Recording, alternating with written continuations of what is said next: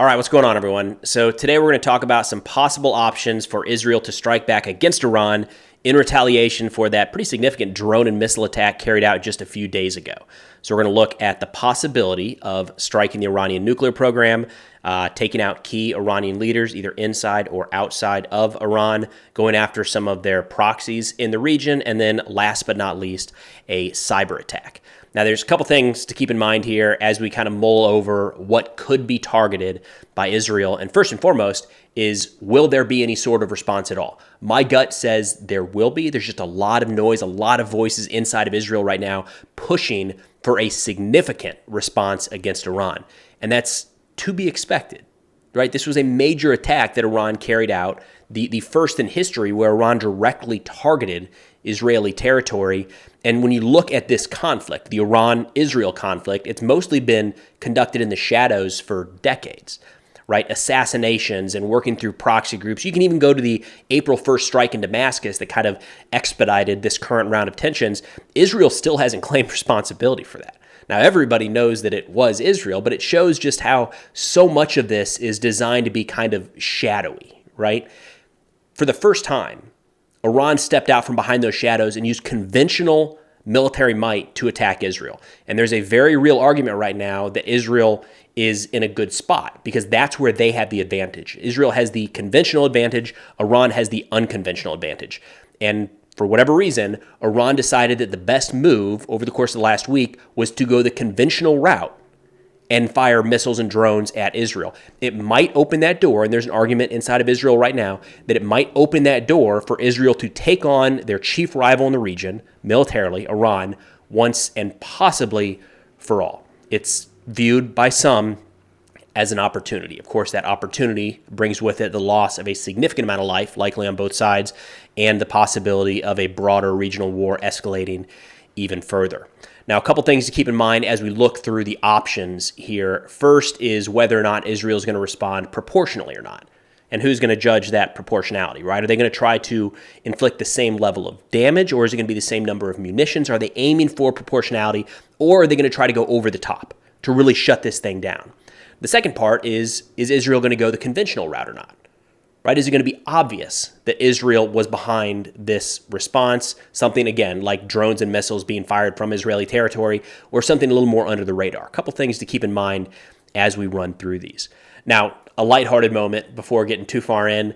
There was a quote from Jonathan Lord, a former U.S. defense official, talking about the possibilities of what to expect here in the coming days that I had to share here because it shows kind of the complexities of trying to predict the direction that this conflict goes. He says, quote, "There are people who are playing chess, there are people who are playing checkers, and then there are people who are eating the pieces off the board," which, the idea that there's, senior military and political leaders sitting down trying to figure out the best path forward and how to walk this very fine line of responding but not escalating, and you got some dude just coming in off the side and shoveling these pieces in his mouth, it's kind of perfect for trying to understand what's going on here. So anyways, we're going to dive into the handful of options.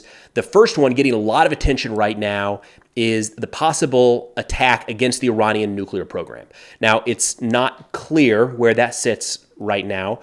We don't know that Iran has restarted necessarily building nuclear-capable missiles, but if they did decide to go that route, recent estimates have shown that it could happen in as quickly as just a few months. So once they make that decision, it's believed that Iran could be relatively quick to obtain a nuclear weapon and have the capabilities of launching it, which is a major concern for Israel, right? The country that is just on the receiving end of a significant missile barrage from Iranian territory.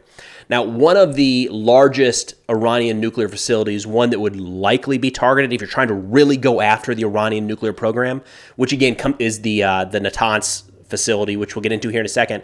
But again, this gets back to what is Israel going for?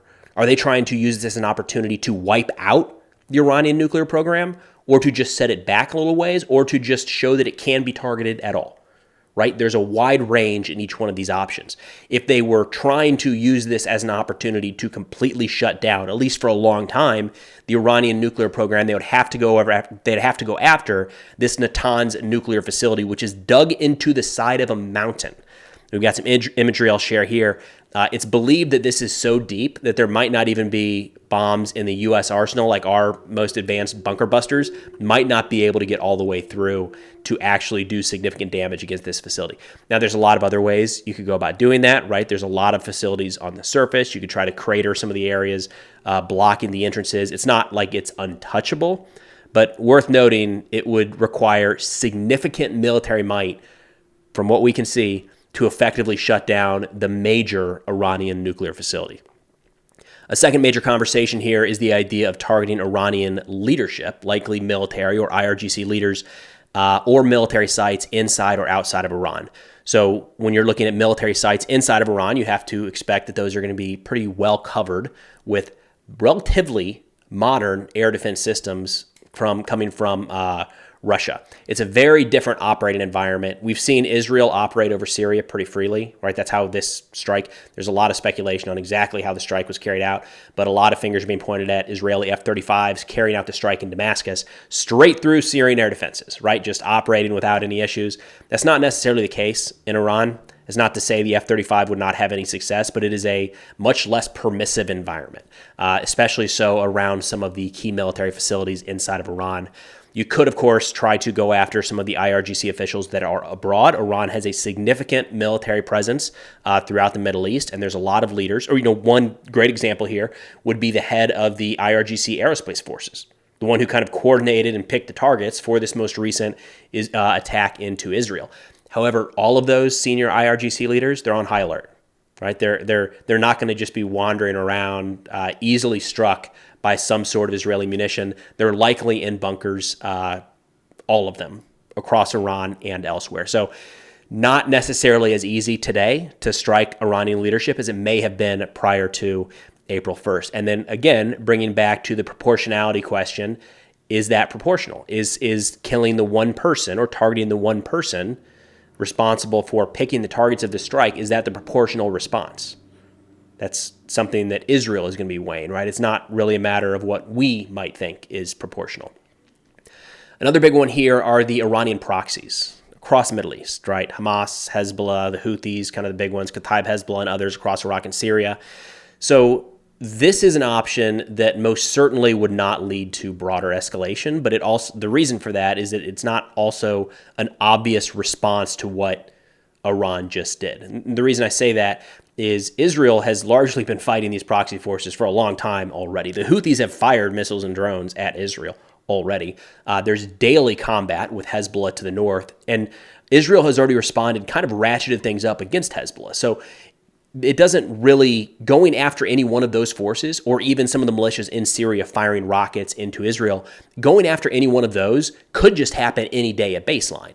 It's not necessarily going to be kicked off because of what Iran just did. And then, the Iranian relationship with their proxies is such that they can kind of step back and dissociate and say, look, Israel hasn't responded at all to this attack we carried out against them. And it's the same inside of Israel. There is a connection certainly between Iran and Hezbollah, but if Iran attacks Israel and then Israel attacks Hezbollah, it just doesn't have the same, it doesn't hit home as much. I don't think there's going to be a lot of people happy with that response, if you will. In other words, it would kind of just be business as usual. Even if Israel ramped up the size and scope of the attacks against some of these proxies, it's nothing out of the ordinary from what we've already seen over the last few months. And then the last one here is the idea of a cyber attack being carried out by Israel against Iran, which is an interesting option because there's a wide range of how that could go. I can understand some of the arguments for this, but I don't think it'll check enough boxes for people really looking for a significant response. Now, Frank McKenzie, a retired U.S. Marine general, said, quote, "If you got to do something, whatever I would do is something that is designed to further heighten your technological superiority over Iran. Choose something that is embarrassing." And this comes on the heels of an assessment of his suggesting that the Iranian attack being stopped in large part by Israel and their allies was a bit of an embarrassment and shows a technological imbalance in military capabilities. So what he's saying is layer on top of that. Now go after them with something that further embarrasses Iran to show that Israel still has a significant advantage, again, to bring it back to the beginning of this video, in the conventional space, if we're going to kind of loop cyber into conventional. The challenge with cyber is that there is such a wide range, and it'd be very hard to see what an appropriate cyber response would be to 300 drones and missiles flying at your country, right? Again, trying to put myself in the shoes of Israeli citizens. If my country was attacked significantly and then our response was to take down a power plant for a few hours or to take something off, like critical infrastructure offline for a few days or even a couple weeks, I'm not sure that would feel like an appropriate response, which again gets back to the very beginning of this video talking about proportionality.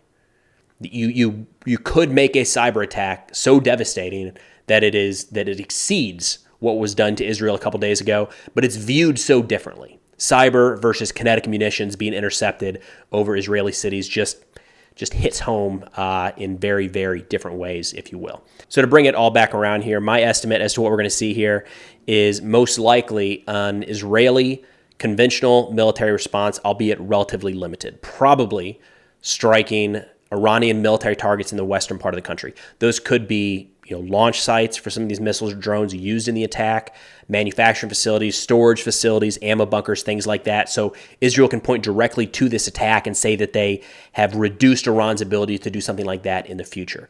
At the same time, military to military, Israel is able to show that they can penetrate the Iranian air defense network. If they're able to do so, that's a significant, that's a big deal in a lot of ways. But it doesn't go after something like the Iranian nuclear program, where if that is completely destroyed or hampered in a significant way, it could lead to escalation and could push Iran closer to the brink of wanting to move this thing into a broader war, which I don't think either of the two countries want right now.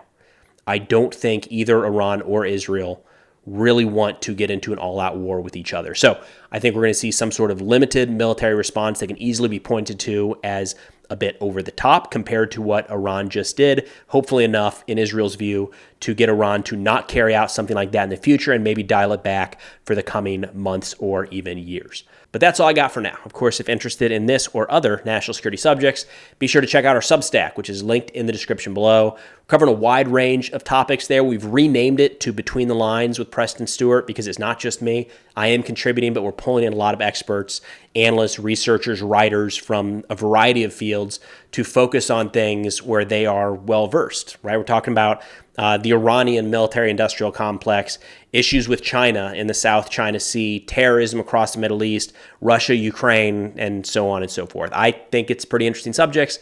Again, linked in the description below if interested. But thanks for watching, and I'll see y'all next time.